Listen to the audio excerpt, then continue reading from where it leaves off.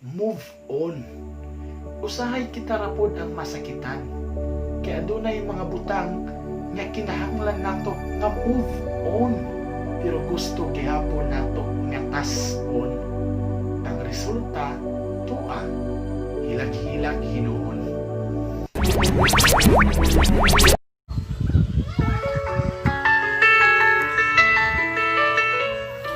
Mga problema, kabahin sa relihiyon, kinabuhi o gugma ang imong giatubang, ayaw paglangan, kaya to kanang hatagan o kahupayan, pinaagi sa tambag ni Kuya E.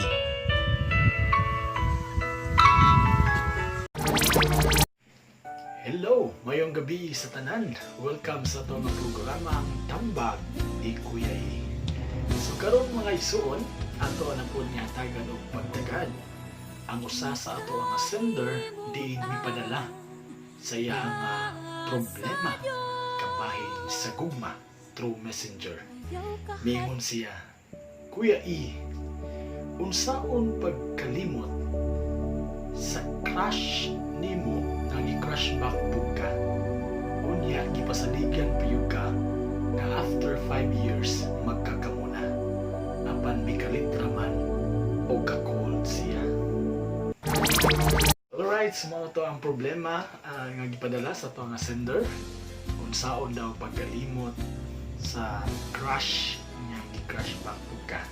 So before na nato nga hatagan o pagtagad ang problema sa to nga sender karon, ato na nga i-shout out ang ato ang mga kaigsuonan nga mga vloggers, no? Shout out sa GB Bungkak TV, Suroy ni Manoy Siloy, Brothers Vlog, o Halo Adik TV, uban usab si Artemis Diana TV Vlog. So shout out ninyong tanan, no? Salamat sa inyong makanunayon nga pagsuporta sa ato ang mga video niini nga tong programang Tambag ni Kuya E. And now karon sender, alang sa imuhang aron katagan o kaupayan ng imong gibati karon, una sa tanan dapat nato nga hinumduman na crush is different from the word love. No? Dili porket crush ka, love ka na. Remember, hindi porket crush ka, love ka na. So, ug tingali nisaad siya nga magkakamo for 5 years, pero na-realize niya nga hangtod crush ra gyud ang mahatag niya. O baka sulod sa 5 years nakakita siya og lain, maong sa iyang mga saad nalimot na siya. Ako kahatagan og duha ka tambag kabahin sa imuha nga problema.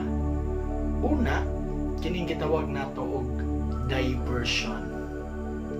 Ikaduha, kining gitawag nato og move on. So arita sa diversion, instead nga siya ang permente nimong huna-hunaon, i-divert ang imong panahon. Hunong na sa pagpakabuang sa mga tao nga wala man gani makakita sa imong bili. I-divert hinuon ang imong atensyon ngadto sa mga tao nga mas nanginahanglan sa imong panahon. Ikaduha, move on. Usahay kita rapod ang masakitan. Kaya adunay mga butang nga kinahanglan nato nga move on. Pero gusto gihapon nato nga pass on. Ang resulta tuwa hilag-hilag hinuon. So again, akong balikon, duha ka butang aron ikaw magkapadayon ngadto sa unahan. Una, diversion. Ikaduha, move on. Kini nga tambag dili lang po ni para ra nimo ate, kundi para usab kini sa mga tao nga hangtod karon wala paghihapon kadawat sa ilang sitwasyon. Mao kadto nga to nga simple kaayo nga tambag alang sa ato nga sender karon nga gabi una, no?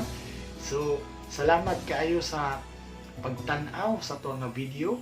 Salamat sa pag-share, sa pag-like, And also kung doon na mo yung mga gusto nga patambagan, hatagan na to og kaupayan ng mga problema, ayaw kalimot sa pag-message nako pinagi sa ato nga page Tambag ni Kuya E o baka sa ako nga Facebook account. Ayaw kalimot sa pag-subscribe sa ato nga YouTube channel for more videos. Shout out po sa kanunay nga nagsunod jud sa ato nga programa gani. Excited na kayang mabutan-aw aning nga video kay lagi ni Crush Back po siya, no? Shout out ni Kim Trixie Gulay nga taga Gindulman, Ginako, Bohol, no?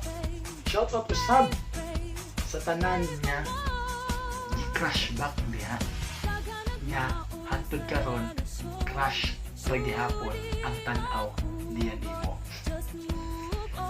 So again, this is Kuya E. God bless and more power. Tambag ni Kuya E.